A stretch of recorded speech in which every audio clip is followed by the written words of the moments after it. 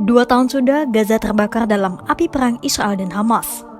Kini, suara ledakan dan deru peluru itu tak lagi meneror warga Palestina. Sorak-sorai suara menggema menyambut ribuan orang yang bebas dari tahanan Israel, imbalan pertukaran sandera Israel yang dilepaskan Hamas di Gaza. Dunia menyambut dengan gegap gempita gencatan senjata yang akhirnya terwujud, yang setidaknya telah menghentikan penderitaan rakyat Palestina dari teror serta mematikan pasukan Israel. Namun di balik euforia itu, masih ada keraguan perdamaian ini belum sekuat namanya. Jalan menuju Gaza yang damai dan berdaulat masih panjang, bahkan terlalu panjang untuk diukur dalam sebuah perjanjian di atas kertas.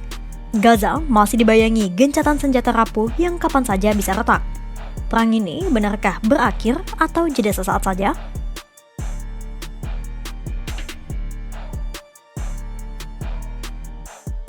Sekian lama, langit Gaza akhirnya lengang dari asap yang mengepul dari serangan udara dan darat.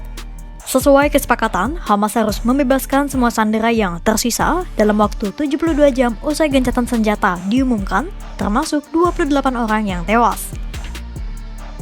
Senin 13 Oktober 2025 menjadi hari bersejarah di mana Hamas akhirnya membebaskan semua sandera yang masih ditahan di Gaza. Lebih dari 1.700 tahanan Palestina yang dipenjara tanpa dakwaan juga dilepaskan kembali ke pelukan keluarga mereka. Ini adalah momen gencatan senjata yang dinanti-nanti warga Israel maupun warga Palestina. Sebanyak 20 sandera Hamas yang masih hidup dibebaskan dalam 2 kelompok. Di Hosted Square Tel Aviv, kerumunan orang bersorak, melambaikan bendera, dan meneriakan ucapan terima kasih kepada Presiden Amerika Serikat Donald Trump. Atmosfer emosional memenuhi fasilitas militer Reim di Israel Selatan, tempat para sandera yang dibebaskan dipertemukan kembali dengan keluarga dekat mereka. Selain 20 sandera yang masih hidup, Hamas juga menyerahkan 4 peti berisi jenazah sandera yang akan diidentifikasi secara formal oleh Israel. Sementara di hari yang sama, Israel juga membebaskan 1.718 tahanan Palestina yang dipenjara selama 2 tahun terakhir tanpa dakwaan. Para tahanan dibawa ke Gaza menggunakan bus, di mana mereka disambut kerumunan orang di rumah sakit Nasser. Israel juga membebaskan 250 warga Palestina yang menjalani hukuman seumur hidup atau jangka panjang. Ada pula beberapa tahanan Palestina yang dibawa ke tepi barat. Sementara 154 lainnya dibawa ke Mesir. Israel menuntut agar mereka dihukum karena tindak kekerasan di negara ketiga, alih-alih diizinkan kembali ke tepi barat atau Gaza. Associated Press menyebut ini adalah puncak dari proses yang panjang dan berliku. Namun, justru pertukaran sandera lah bagian yang paling mudah. Sebab bagian tersulitnya adalah pembangunan kembali Gaza dari kehancuran. Bukan hanya sekadar rekonstruksi, tapi juga soal siapa yang akan memegang kekuasaan di Gaza setelah Israel angkat kaki. Semuanya masih terangkai dalam simpul yang rumit, membuat masa depan Gaza terlihat samar.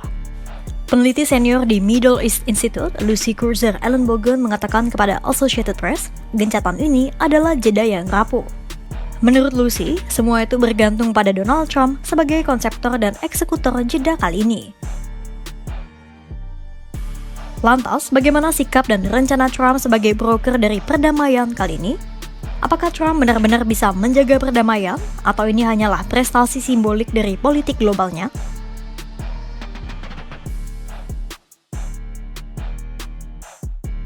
Mulai dari pidatonya di Parlemen Israel Knesset hingga pidatonya di hadapan para pemimpin negara Arab, Trump konsisten dengan pernyataannya. Trump menyatakan satu hal berulang kali, dia hanya akan fokus pada pembangunan di Gaza, terlepas apakah solusi 2 negara akan tercapai atau tidak. Trump bahkan mengusulkan dibentuknya Dewan Perdamaian yang diketuai oleh dirinya sendiri. And the total focus of Gazans must be on restoring the fundamentals of stability, safety, dignity, and economic development so they can finally have the better life that their children really do deserve after all these decades of horror.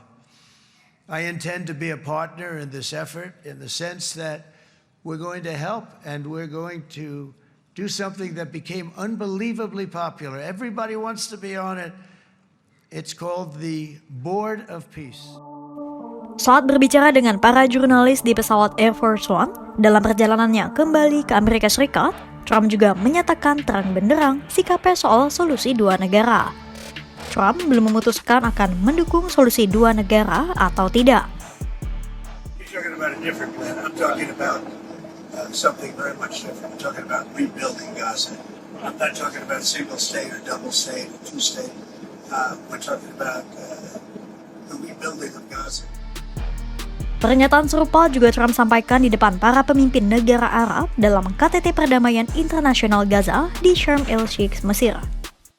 And beautiful day is rising, and now the rebuilding begins. The rebuilding is maybe going to be the easiest part. I think we've done a lot of the hardest part because the rest comes together. We all know how to rebuild, and we know how to build better than anybody in the world. Meski demikian, optimisme Trump akan pembangunan di Gaza justru menuai skeptisisme dari banyak pihak. Mulai dari siapa yang akan memerintah di Gaza pasca perang, kapan pasukan Israel akan mundur sepenuhnya, dan bisakah pembangunan berlangsung jika Hamas enggan melucuti senjatanya. Skeptisisme tak hanya muncul karena rencana Trump yang belum jelas, tapi juga karena berbagai pengalaman di masa lalu. Selama bertahun-tahun, Amerika Serikat sudah berupaya untuk mengakhiri konflik Israel-Palestina. Mulai dari Konferensi Madrid tahun 1991, lalu Kesepakatan Oslo tahun 1993 dan 1995, hingga berbagai upaya yang berlanjut sampai tahun 2014. Semua itu gagal mengakhiri konflik Israel dan Palestina. Untuk mencegah pertempuran kembali, para ahli mengatakan bahwa Amerika Serikat dan negara-negara lain yang mendorong tercapainya gencatan senjata harus terus memberikan tekanan. Semua warisan konflik yang berlapis-lapis dari ketidakpercayaan mendalam, baik di antara Israel dan Palestina, serta kemungkinan samar dan bersyarat akan terbentuknya negara Palestina, sudah menjadi titik panas dalam perdebatan selama beberapa dekade. Mona Yakubian, Direktur Program Timur Tengah di Pusat Studi Strategis dan Internasional, mengatakan perjanjian yang dicapai pemerintahan Trump tampaknya sengaja dibuat sangat samar terkait isu kenegaraan Palestina. Meski rencana Trump masih abu-abu, namun komitmennya terhadap pembangunan Gaza disambut antusias oleh berbagai pihak, terutama dari negara-negara Arab. Tapi, untuk membangun Gaza, Trump punya satu syarat. Trump menyatakan bahwa ia dan mitranya tak mau mendanai pembangunan apapun yang berkaitan dengan pertumpahan darah, kebencian, dan teror. Trump menyebut untuk membangun kembali Gaza dibutuhkan demilitarisasi dan pembentukan polisi sipil yang baru. Pernyataan Trump itu seolah memberikan sinyal keras bahwa Hamas harus melucuti senjatanya dan melepaskan kekuasaannya dari Gaza. Jika tidak, Trump mungkin tidak akan mau merealisasikan rencana pembangunan di Gaza. Hamas kini seolah berada di persimpangan antara melepaskan senjatanya atau menolak demilitarisasi dan berujung pada gagalnya pembangunan kembali di Gaza.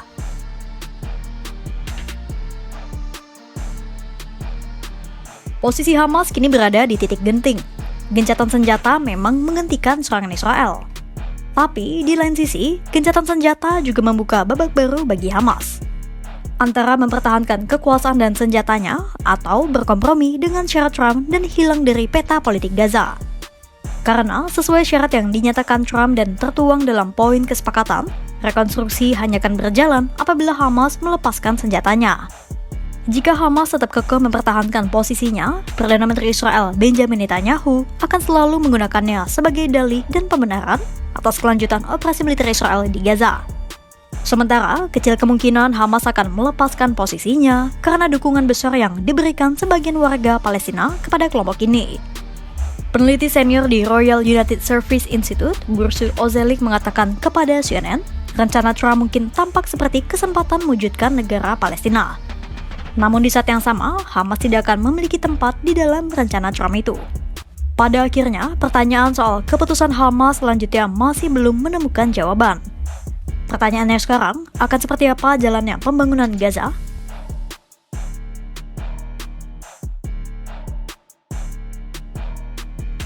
Membangun Gaza kembali bukanlah hal yang mudah dan membutuhkan waktu yang lama, baik pembangunan secara fisik maupun pemulihan trauma psikologis rakyatnya.